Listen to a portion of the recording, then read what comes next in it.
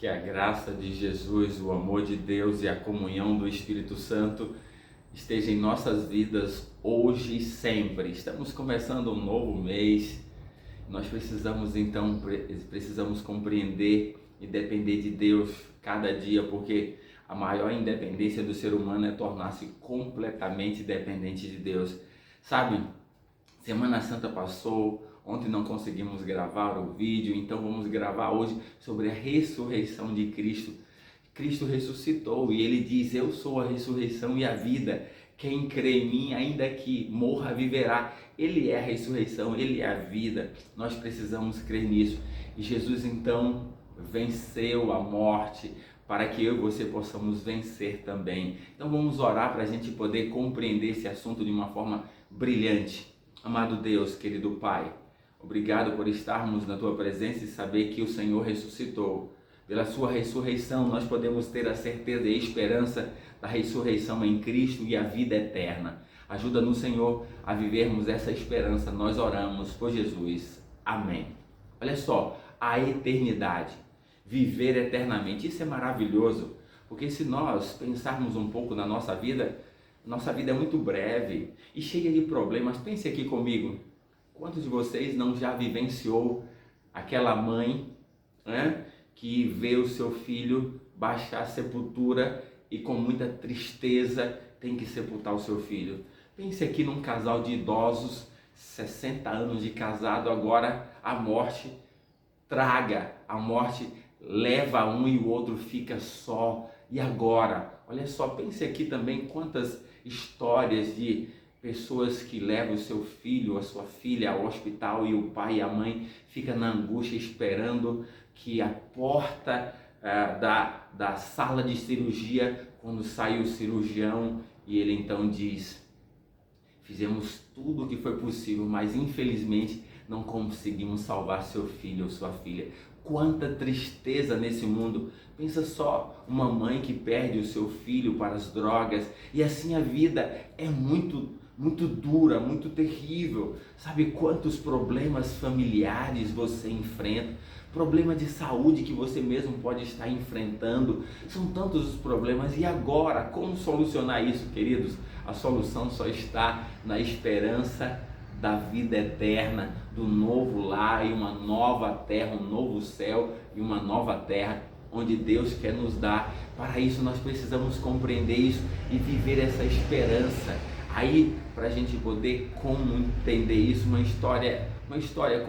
foi um conto em 1871 que dizia: festa no céu. Um rei muito bom, ele tinha um reinado próspero. Um dia ele saiu para visitar um dos seus bosques, quando de repente ele encontra uma criança órfã, cega e que era mendigo.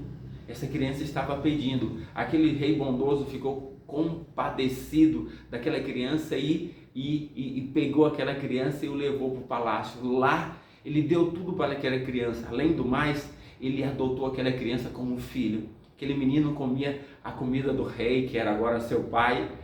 Teve as melhores roupas e mais, o pai deu a melhor escola para um cego naquela época.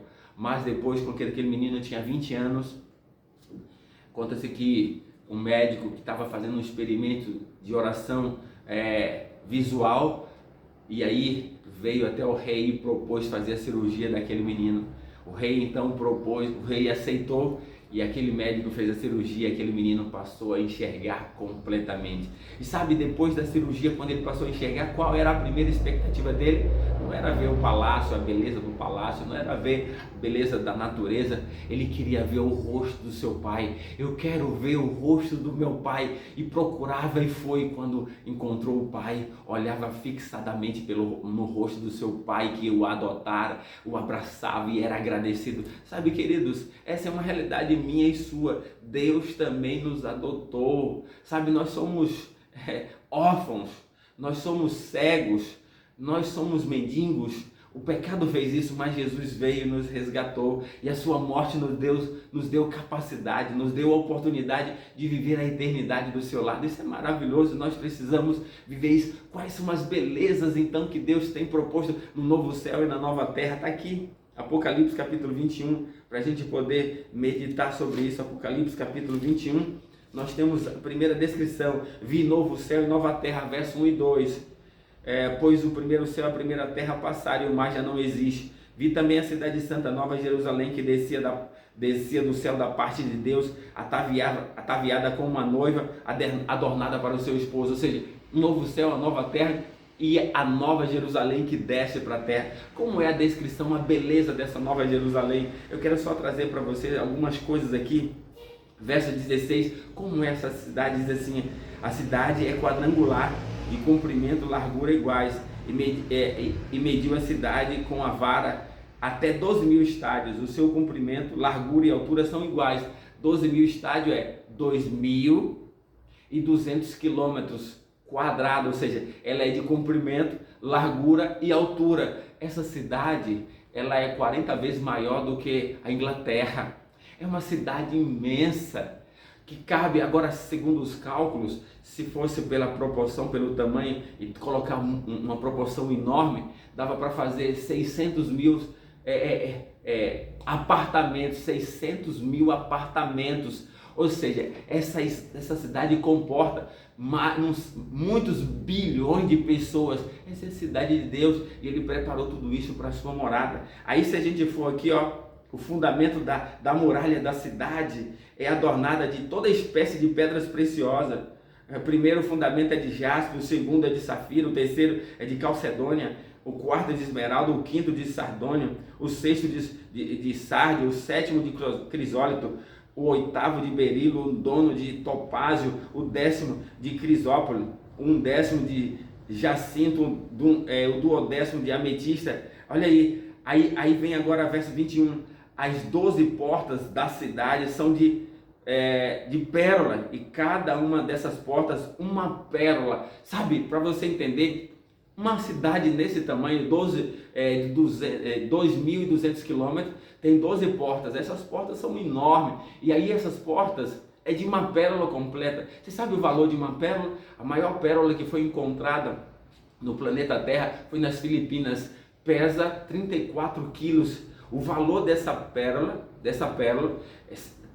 equivale a 100 milhões de dólares, ou seja, em torno de 500 milhões de reais. É muito dinheiro. Agora uma pérola, uma porta dessa, de uma pérola completa, que Deus vai trazer e colocar linda, maravilhosa, isso é um valor incalculável. Deus está dizendo assim: filho, só as portas dessa cidade tem valor maior do que todas as riquezas que foram produzidas no planeta Terra. Eu quero que vocês pensem nisso. Sabe, o ser humano vive em busca de fama, poder, dinheiro, quando Deus tem algo grandioso. As ruas dessa cidade é de ouro e nós vamos pisar. Deus está querendo que eu e você possamos buscar, querer, e por isso Ele venceu na cruz ao ressuscitar, para nos dar a oportunidade de viver eternamente nesse novo lar, nessa nova cidade. E muitas vezes nós estamos trocando essa proposta de Deus por migalhas desse mundo. Não faça isso. Confie em Deus, entregue a sua vida a Ele,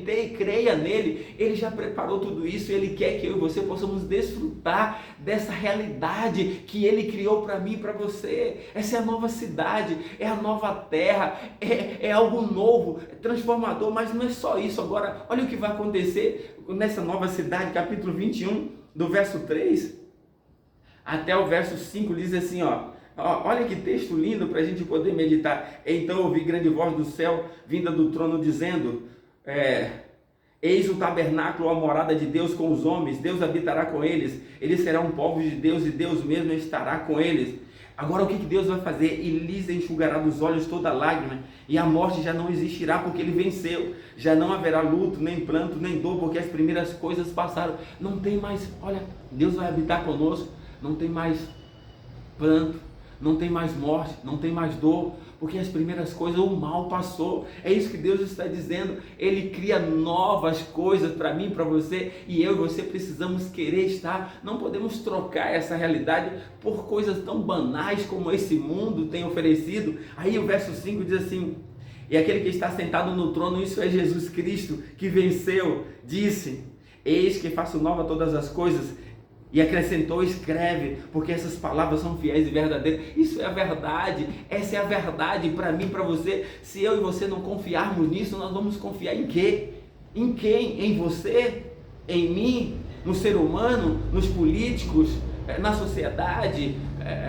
Na questão financeira? Tudo isso é vão, é passageiro. Mas Jesus disse: escreve, escreve, porque essas palavras são fiéis e é verdadeira. Eu vou criar, olha só, e lhes enxugará dos olhos toda lágrima, e a morte já não existirá. Não tem pranto nem dor, porque passou o mal.